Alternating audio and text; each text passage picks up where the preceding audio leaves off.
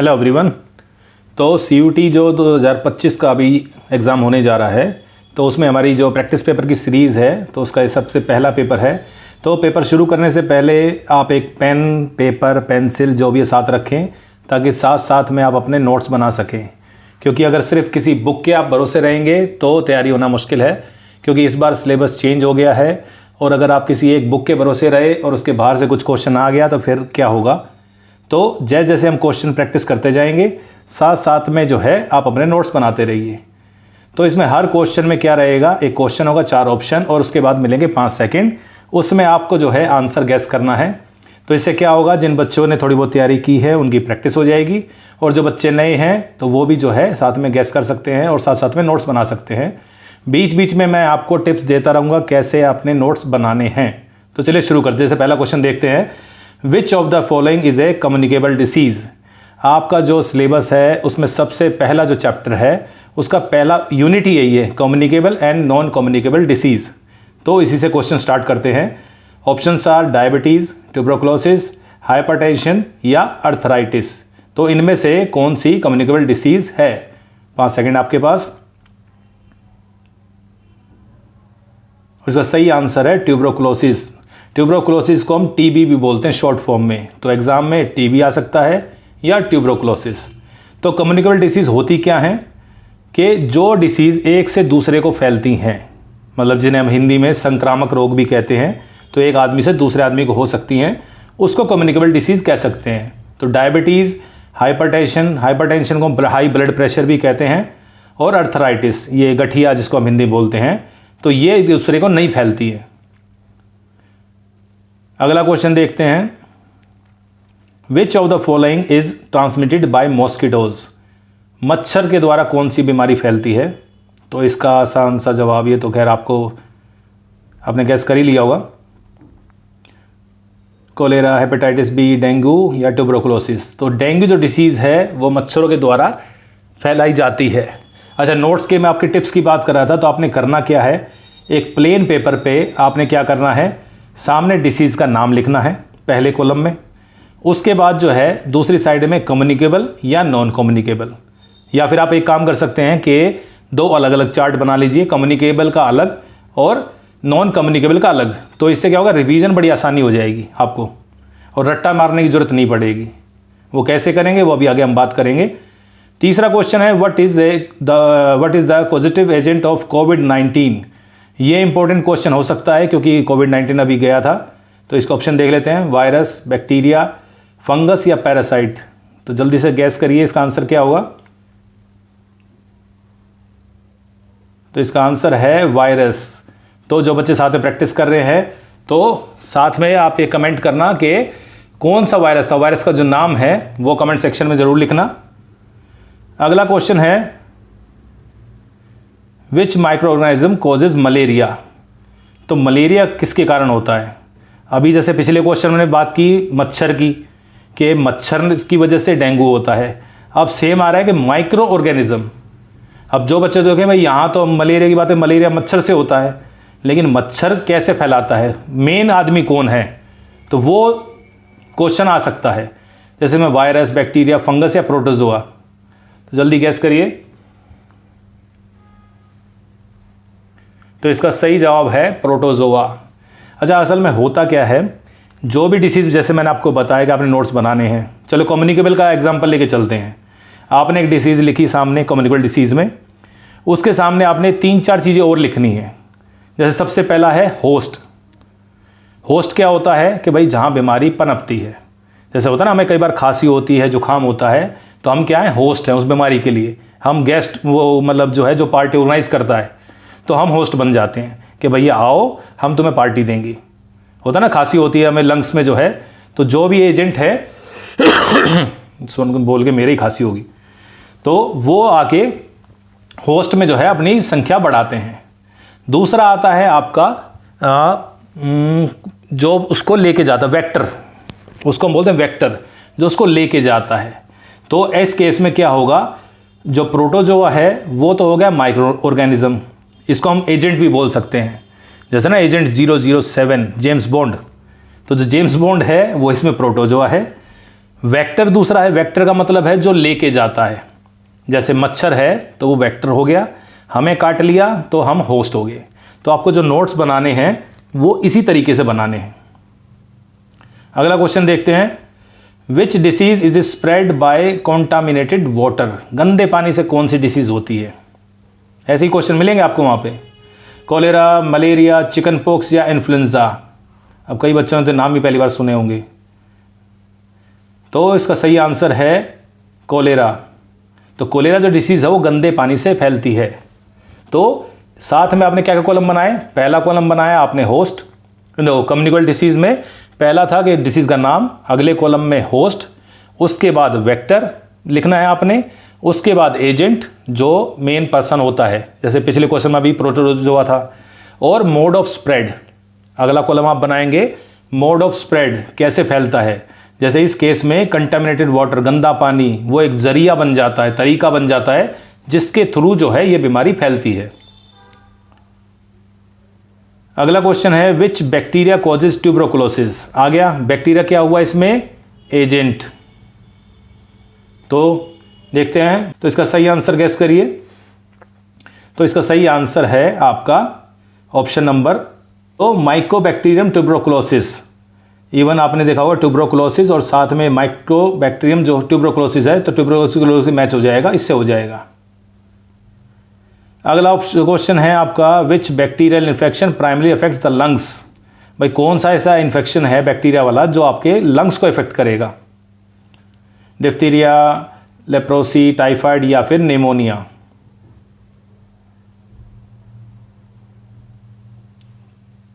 तो इसका सही आंसर हो गया आपका option number D, pneumonia. Pneumonia में क्या होता है कि लंग्स में जो है स्वेलिंग आ जाती है, इवन कई बार जो होता है पानी भी भर जाता है, कई बच्चों को जैसे हुआ वो निमोनिया सुना है आपने, तो ये उसमें प्रॉब्लम आती है। तो बेसिकली जो है लंग्स को इफेक्ट करता है।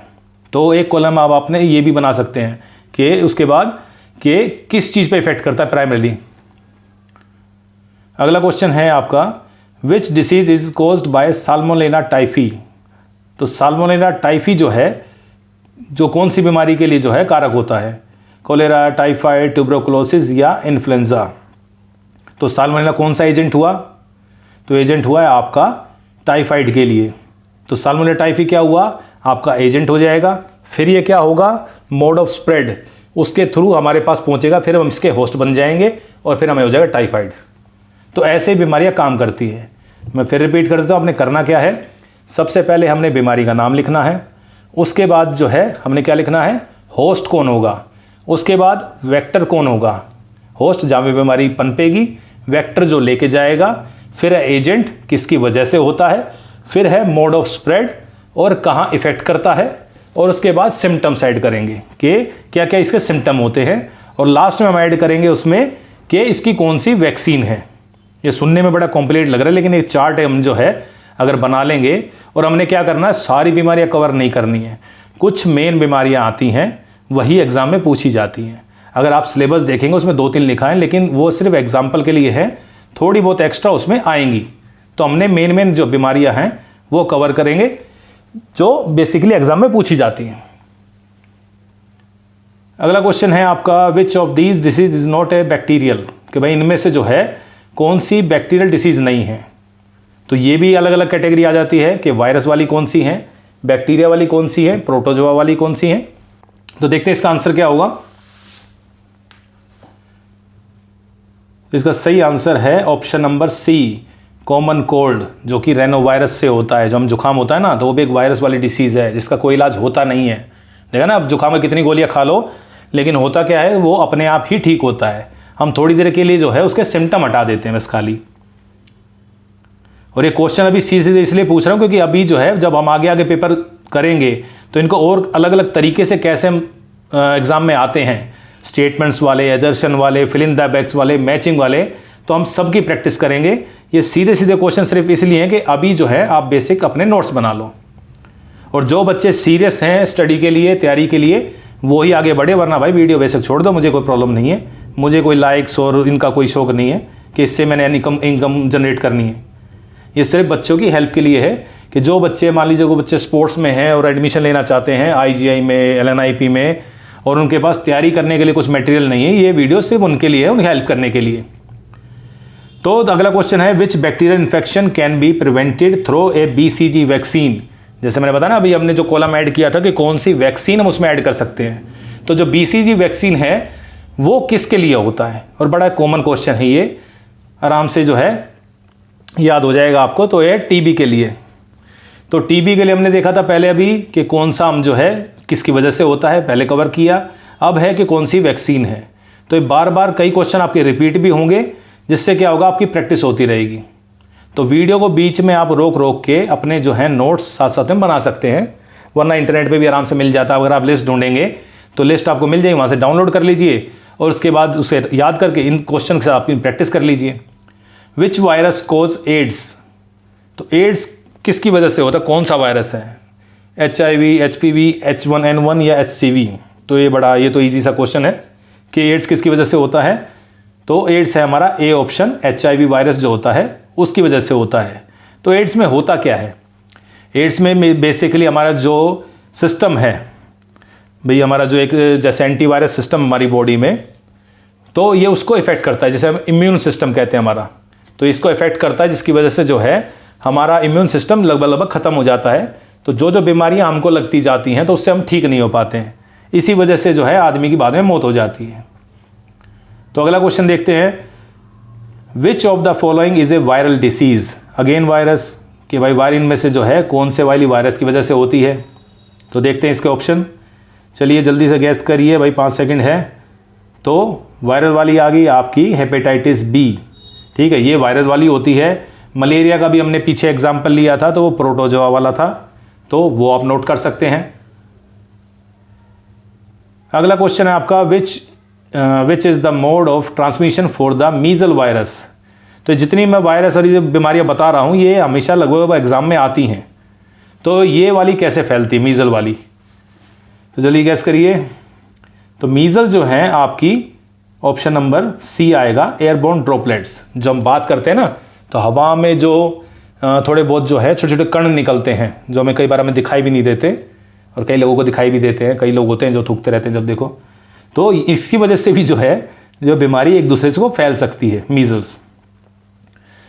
अगला क्वेश्चन है आपका, which viral disease is also called German measles. अच्छा, ऐसे क्वेश्चन बहुत आते हैं कि भाई कोई इसका एक पर्टिकुलर नाम होता है बीमारी का, कि इस बीमारी का एक दूसरा नाम है, वो बताइए।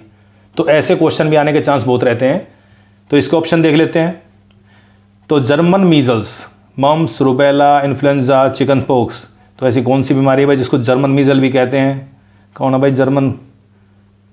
तो इसका ऑप्शन है B, रूबेला। जो रूबेला बीमारी है, तो एक तो रूबेला आपको याद हो जाएगा कि रूबेला क्या है, वायरस से होती है, और इसका दूसरा नाम क्या है, मीजल्स। तो ये भी आप अपनी लिस्ट में जो है ऐड कर सकते हैं। अगला क्वेश्चन है, विच वायरस कॉजेज चिकन पॉक्स। भाई चिकन पॉक्स हिंदी में हम जनरल लोकल लैंग्वेज में छोटी माता बोल देते हैं। तो ये किसकी वजह से होता है, कौन सा ऐसा वायरस है।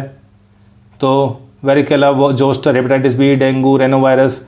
तो ऑप्शन नंबर A जो है इसकी वजह से जो है आपका चिकन पॉक्स होता है। रेनो वायरस का मैंने अभी जिक्र किया था कि रेनो वायरस जो है वो हमारा इसके लिए होता है, कॉमन कोल्ड के लिए।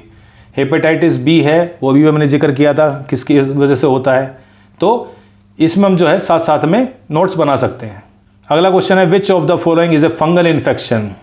तो हमने वायरस वाले किए, बैक्टीरिया वाले किए, प्रोटोजोआ वाले किए, तो अब फंगल वाले आ गए। तो इनमें से जो है कौन सा फंगल इन्फेक्शन है, मलेरिया, जॉन्डिस, रिंगवॉर्म या टाइफाइड। इससे आसान क्वेश्चन नहीं हो सकता, अगर ये आ जाए तो नंबर तो पूरे पूरे हैं। तो इसका सही आंसर है option number C, ringworm infection. तो जो दाद वगैरह होता है ना, हम आती है इसकी इवन ट्यूब भी आती है, इच गार्ड नहीं, रिंग गार्ड। इच गार्ड तो इचिंग के लिए होती है, रिंग गार्ड जैसे आती है, तो वो बेसिकली फंगल इन्फेक्शन को कम करने के लिए होता है, ख़त्म करने के लिए होता है। अगला क्वेश्चन है आपका, athletes foot is caused by. अब जैसे इसे ना कौन सी ऐसी बीमारी है जिसको हम एथलीट्स फुट भी कह सकते हैं, वायरस, बैक्टीरिया, फंगस या प्रोटोजोआ। तो ये कौन सी रहेगी, तो ये है हमारी ऑप्शन नंबर C, फंगस की वजह से। अभी हम क्या कर रहे हैं, हमने पहले वायरस का जो है जो बीमारियां थी वो कवर की, फिर बैक्टीरिया, अब फंगस वाली। सीधे क्वेश्चन इसीलिए है कि अभी आप नोट्स बना लो, जितनी आने वाली सीरीज रहेंगे ना, कहीं सीधे क्वेश्चन नहीं मिलेंगे। अगर आप पुराने साल का पेपर भी उठा के देखेंगे ना, तो वहाँ भी ऐसा ही है कि कई सेम क्वेश्चन कई बार फिल इन द ब्लैंक्स में पूछा गया है, या फिर ट्रू और फॉल्स में पूछा गया है, या फिर उल्टा घुमा के पूछा है। तो वैसे ही हम तैयारी करेंगे। तो ये तो बस स्टार्टिंग है। अगला क्वेश्चन है आपका, which disease is caused by the parasite plasmodium. आ गया ना फिर पैरासाइट वाला क्वेश्चन कि भाई पैरासाइट। अच्छा, इसमें कमेंट करना पैरासाइट क्या हुआ, इसमें होस्ट, वेक्टर या फिर एजेंट वेजेंट क्या है, वो मुझे जरूर कमेंट करना। Question number 18। तो ऑप्शन देख लेते हैं, डेंगू, मलेरिया, कोलेरा या चिकन पॉक्स। तो 5 सेकेंड, टिक टिक स्टार्ट। ले देखते हैं कितने आंसर देंगे। तो ऑप्शन है मलेरिया। तो मलेरिया आपका पैरासाइट रहेगा, प्लाज्मोडियम। ठीक है, चलिए अगला क्वेश्चन देखते हैं। विच वेक्टर स्प्रेड्स स्लीपिंग सिकनेस। अब आगे ना हम क्या करें, वेक्टर भी कवर करेंगे कि भाई कौन सा ऐसा वेक्टर है जो स्लीपिंग सिकनेस कर देगा, जो हमारी जो है सोने की प्रॉब्लम को लाता है। हाउस फ्लाई, मॉस्किटो, ये है सीसी फ्लाई, इसको हम सीसी फ्लाई बोलते हैं, या फ्लीज। तो इसका सही आंसर देखते हैं क्या है। तो इसका सही आंसर है, वैसे बता देता हूँ, ऑप्शन नंबर सी है, सीसी फ्लाई होता है। बेसिकली अफ्रीकन मक्खी होती है। तो भाई गलती से अगर ये काट दे, अंडे दे दे, तो हमें जो है स्लीपिंग सिकनेस होती है। तो वेक्टर मैंने क्यों बताया, क्योंकि सीसी फ्लाई खुद तो नहीं कुछ करती, लेकिन ये एजेंट को लेके आती है, जो जेम्स बॉन्ड्स हैं उनको लेके आती है, फिर हमारे पास छोड़ देती है, फिर हम बन जाते हैं होस्ट, और फिर ये करते हैं हमारे अंदर पार्टी। फिर हम अगर वैक्सीन लेते हैं तो ठीक हो जाते हैं, वरना इनकी पार्टी चलती रहती है। Which of these diseases is transmitted through contaminated food and water. अभी पीछे बात कर चुके हैं, आंसर आप फटाफट दीजिए। गंदे पानी से कौन सा होता है इनमें से, टाइफाइड, रेबीज, टेटनस या इन्फ्लुएंजा। तो इसका सही आंसर है टाइफाइड। बहुत बार होता है टाइफाइड जो है, गंदे पानी, हम बाहर कहीं पानी पी लेते हैं इधर उधर का, तो टाइफाइड होने के चांस हो जाते हैं। ठीक है, तो कंटामिनेटेड फूड और वाटर क्या हुआ, होस्ट हुआ, वेक्टर हुआ, क्या हुआ, जल्दी से कमेंट करना। ठीक है, देखते हैं कौन कौन कमेंट करता है। Question number 21, which vaccine is use to prevent polio. Polio पोलियो के आपको पता हो पोलियो होता क्या है, लेकिन कमेंट करना पोलियो किसकी वजह से होता है, वायरस है, बैक्टीरिया है, प्रोटोजोआ क्या है, ये जरूर कमेंट करना। तो ऑप्शन देख लेते हैं, BCG, OPV, DPT, MMR। तो इसका जो टीका है, सब ऊपर से गया होगा कि कौन सा टीका लगेगा। ठीक है, तो OPV सेम जैसे BCG का मैंने पहले बताया था अभी कि आपको कौन सा बीमारी के अंदर BCG का टीका लगता है। अब आ गया OPV, ये दूसरा कवर कर लिया हमने। उसके बाद देखते हैं, विच प्रैक्टिस बेस्ट प्रिवेंट्स कम्युनिकल डिसीज़। भाई कौन सी ऐसी प्रैक्टिस है जो कम्युनिकल डिसीज़ से हम बच सकते हैं। Regular exercise, healthy diet, proper sanitation या फिर सन एक्सपोजर। जल्दी सोचे इसका आंसर। वैसे मैं सही बताऊँ, लगभग क्वेश्चन जो है आंसर ये गलत बताएंगे। हाँ, ज़्यादातर सोचते हैं रेगुलर एक्सरसाइज, कि हम एक्सरसाइज करेंगे, जो स्पोर्ट्स वाले होते हैं ना कि एक्सरसाइज करें ठीक रहेंगे, ऐसा नहीं है। प्रॉपर सैनिटेशन, साफ़ सफाई ज़रूरी है। अगर साफ़ सफाई नहीं है, आप कितनी एक्सरसाइज कर लो, आपको जो है प्रॉब्लम आएगी आएगी। क्योंकि कई बच्चे ना जो अभी मान लो कोई SGFI खेल के बैठा है, सोच रहा है मेरा तो एडमिशन पक्का हो जाएगा। भैया एक एक नंबर पे जो हैं, ये एक क्या पॉइंट पे जो है बच्चों एडमिशन रुक जाते हैं। अभी तक आपने 12th तक एग्ज़ाम दिए हैं, जहाँ पे क्या होगा कि भाई 33 नंबर चाहिए, आपने 35 आ गए, 40 आ गए, कोई फ़र्क नहीं पड़ रहा। लेकिन ये एडमिशन में एक एक नंबर पे वो रहेगा। स्किल टेस्ट तक तो आप बाद में पहुँचेंगे, और स्किल टेस्ट से पहले CUT आएगा, जो कि लगभग 50% आराम से है।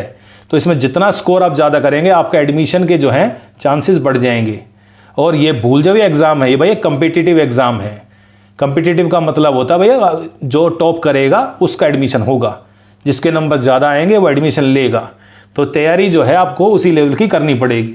जैसे मान लीजिए एक स्पोर्ट्स पर्सन है, भाई वो कम से कम 10,000 बार ड्रिबलिंग कर रहा है, मान लो फुटबॉल खेले, ड्रिबल कर रहा है, शूट की प्रैक्टिस कर रहा है, तब वो एक मैच में खेलता है कि मुझे इस मैच में परफॉर्म करना है।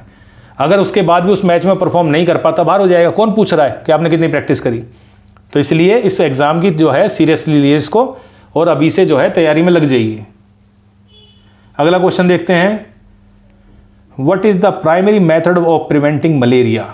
भाई मलेरिया को हम कैसे प्रिवेंट कर सकते हैं। Vaccination, wearing mask, using mosquito nets, regular hand washing.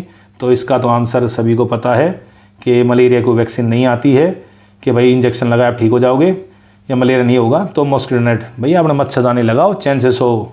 आजकल तो ऑल आउट पे भी जो है मच्छर नशे करते मिलते रहते हैं, ऑल आउट लगाते हैं वही बैठे रहेंगे। तो मच्छरदानी लगाओ, सबसे बढ़िया है। अगला क्वेश्चन है विच of the following is a non communicable disease. तो अभी तक हमने बात करी थी कम्युनिकेबल की, अब हम बात कर रहे हैं नॉन कम्युनिकेबल की।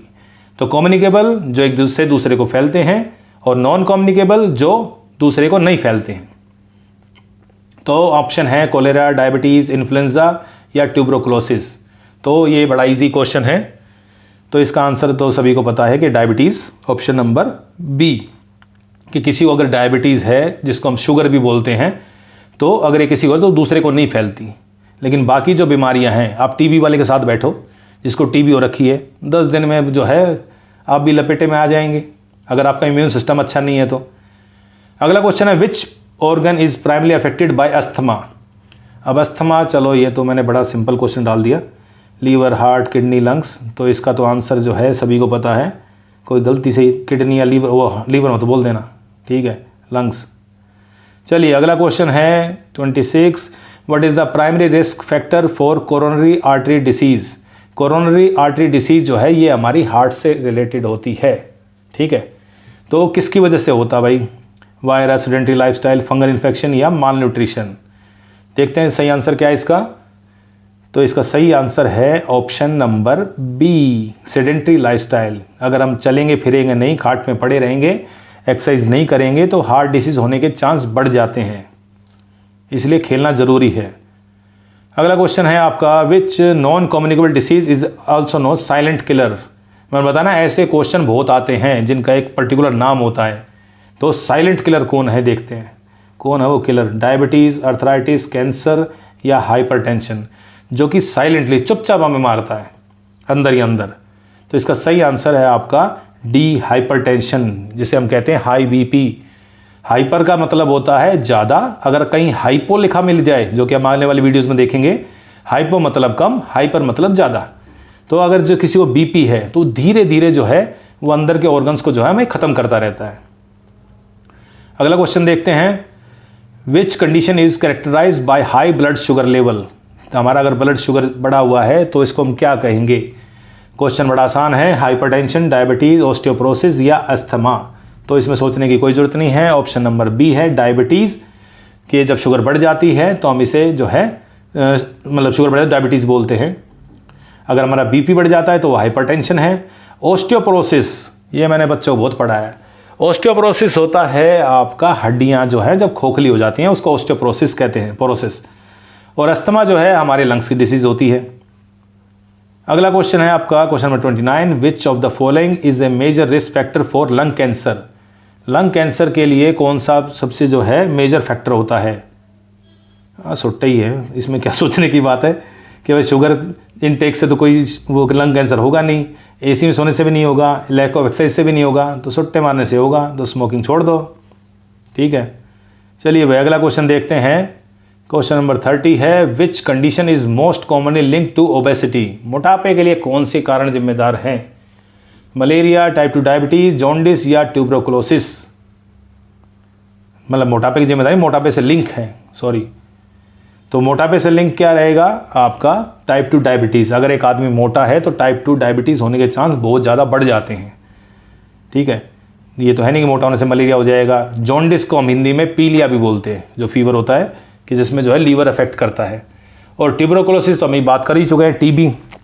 तो इस वीडियो में हमने जो है 30 क्वेश्चन डिस्कस किए, क्योंकि वीडियो बहुत लंबी हो जाती है। तो वीडियो लंबी इसीलिए हो रही है कि शुरू में जो है मुझे आपके नोट्स बनवाने हैं। तो शुरू की लगा मान लीजिएगा 8-10 वीडियो में आपके नोट्स रेडी हो जाएंगे। फिर हम करेंगे प्रैक्टिस, फास्ट क्वेश्चन जो हैं वो रिवाइज करेंगे और आगे आने वाले टॉपिक्स को भी जो है कवर करेंगे। तो वीडियो अगर अब लास्ट तक आपने देखे तो लाइक करिए, कमेंट करिए आपका जो क्वेश्चन है या फिर कुछ और सजेशन है कि कुछ और लेके आएँ तो वो हम उसमें कवर करेंगे। तो वीडियो देखने के धन्यवाद, thank you, tata, bye bye.